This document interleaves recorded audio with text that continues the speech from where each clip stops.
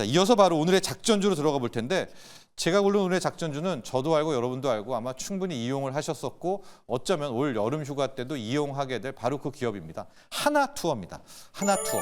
실적 좋다. 이 실적 얘기는 조금 이따 하도록 하겠고 하나투어 관련한 이야기는 그 전에 배경 설명을 좀 해드려야 될 것 같아요.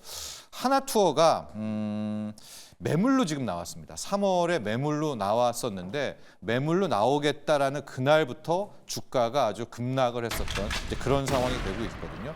그런데 이제 저는 결론부터 말씀드리면 지금의 주가 하락은 너무 과하다. 이제 이런 얘기인데 또 실제 차트를 한번 보면은 발표한 날이 3월 25일이었었거든요. 그때 당시가 7만 원대였다가 그대로 이 매물로 나왔다. 지분 팔겠다고 하면서 거의 한 20% 가까이 하락을 하면서 그때 당시의 주가 7만 원대를 다시 회복을 하지 못하고 있는데 저는 이제 포인트가 지금 나왔던 이 주가 하락이 좀 과하다라는 겁니다. 실질적으로 2019년 말 2020년으로 이야기를 좀 돌아가야 될 것 같아요. 당시에 사모펀드 IMM이라는 곳에서 하나투어 지분을 한 17% 이제 인수를 합니다.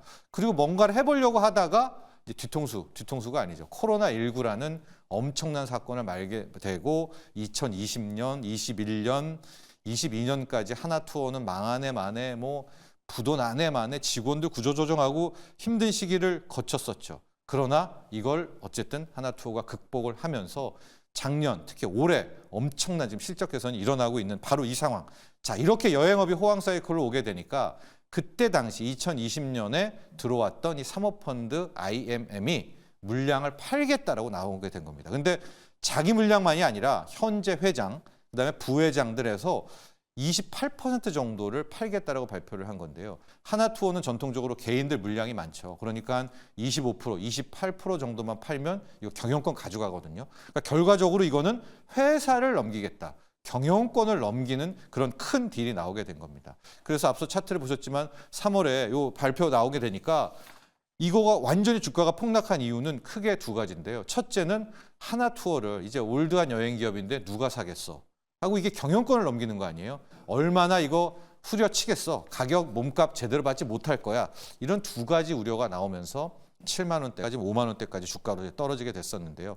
현재 시장에서 평가하는 하나투어의 몸값은 뭐 아주 많이 보는 데는 2조 5천억, 뭐 3조도 있지만 최소 1조 2천억 정도를 이제 거의 다 예상을 하고 있습니다.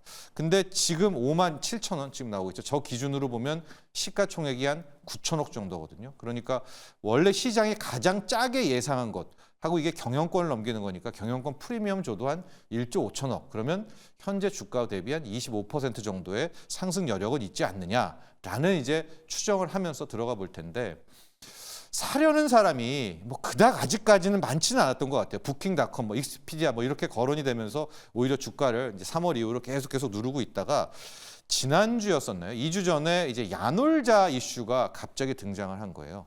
야놀자가 나스닥으로 간다. 그리고 한 10조 원 정도 가치를 받고 싶다라고 야놀자가 계속 이야기를 하는데 이래저래 캐시카우라든가 시너지 효과 쪽으로 따져봤을 때 하나투어를 갖고 가면 야놀자가 나스닥에서 훨씬 더 비싼 몸값을 받을 수 있지 않을까.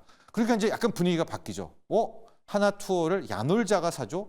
그럼 야놀자는 뭐 매입할 여력이 있을까? 지금 보니까 한 1조 2천억에서 1조 5천억 정도 몸값으로 잡게 돼서 그 지분의 한 28% 좀 보면은 뭐 3천억, 4천억, 경영권 프리미엄 얼마 줄지 모르겠지만 많아도 5천억. 근데 야놀자가 거의 지금 1조 원 넘는 현금성 자산을 갖고 있기 때문에 한 3천억에서 5천억 정도 이 지분 사들이는 거는 큰 문제는 되지 않거든요.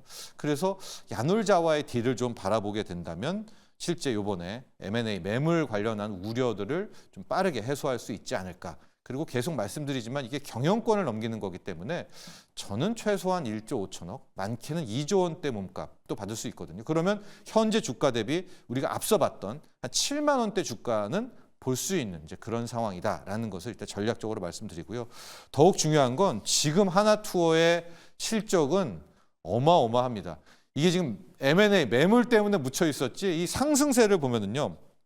1분기 매출이 전년 대비 거의 2배 이상, 1,800억인데 121% 올랐었고요. 영업이익이 1분기가 216억인데 거의 3배, 4배 가까이 늘었습니다. 그림 보시면 알겠지만은 지금 분기당 석 달에 216억을 벌은 적은 하나투어 역사상 없었거든요. 그러니까 코로나의 그 힘든 시기를 넘기면서 2023년 1분기부터 계속 매출, 계속 영업이익을 사상 최고가를 경신하고 있고, 만약에 이런 추세라면은 올해 한 700억대 더 그 이상까지도 바라볼 수 있는 그런 상황이 됐다. 그러니까 실적적으로는 거의 문제는 없는 너무나 좋은 상황이고요. 또 하나 뭐 끝으로 팁을 드리자면, 과거에 하나투어를 비롯해서 여행 패키지 상품도 관련주들은 싸게 막 싼 맛에 여행 가고 관광시키고 뭐 물건 사게 하고 그렇지만은, 요즘에 패키지 상품들 보면은 고가는 아니지만 중고가로 가게 되면서 먹는 거, 휴양 쪽으로 이 패키지 트렌드가 굉장히 바뀌었습니다. 그렇다면은 마진율이 높아질 수밖에 없겠죠. 그래서 영업이익도 1분기도 이렇게 216억대, 전년 대비 한 3배 정도가 높게 나와서 바뀌는 이런 패키지 여행 트렌드도 하나투어의 실적 부분에는 개선적이다, 굉장히 긍정적이다. 매물 쪽만 소화되는 이 이슈, 여기엔 또 야놀자 관련한 컨셉들 한번 기억하시면 하나투어를 공략하는 데 큰 도움이 되실 것 같습니다. 오늘의 작전주 여기까지 하겠습니다.